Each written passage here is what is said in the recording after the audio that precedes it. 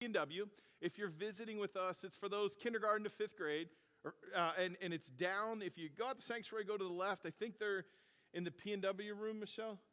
P&W room. And so when church is over, please get your kids.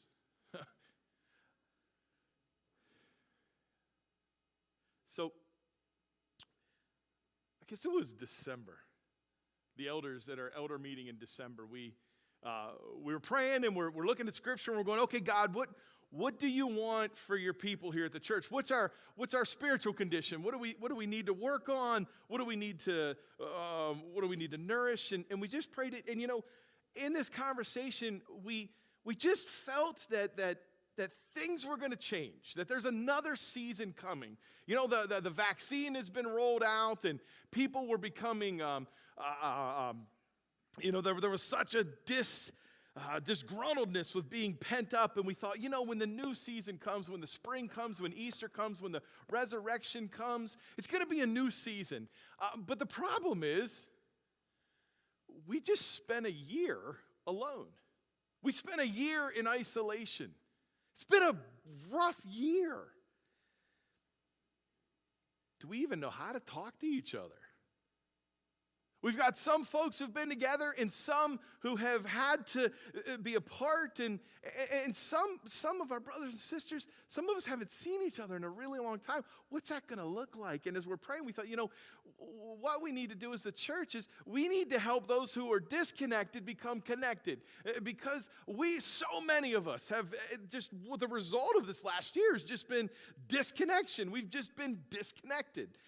And so as elders, we said, okay, then when the spring comes for the Easter season, let's find some texts in the Scripture where God takes the disconnected and he brings them into the community. So as Cassie wonderfully portrayed, we found the stories like the woman at the well we're going to talk about this week. Next week, Zacchaeus.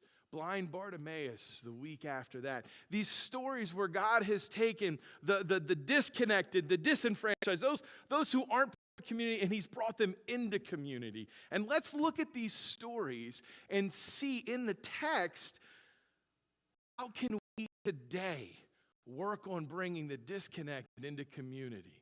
And so that's our critical question. How do I connect to the community? Restrictions are being lifted now. A lot of folks have had the vaccine. We're at a place now where people are going, okay, we could be together again. If I can remember how to do that. And so what we're going to look for in the text. Now listen, John 4's got all kinds of great information. I mean, we could spend weeks on how do you worship in spirit and truth, right? We could tear that apart. We could spend a great amount of time on the relationship between the Samaritans and the Jews. We can unpack so many things, but we're not going to do that today. Today, what we're going to look for, are there moments in this text where we can see how Jesus takes the disconnected and brings them in? We can use today for our community here. So, Cassie did an amazing job portraying the Scripture. So I'm not going to read it. What we're going to do is we're going to pray, and then we're going to pull a couple verses up and see what we learn. Would you pray with me?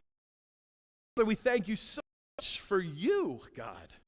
It is you who has known Ephesians before you formed us in the womb. Jeremiah tells us in Ephesians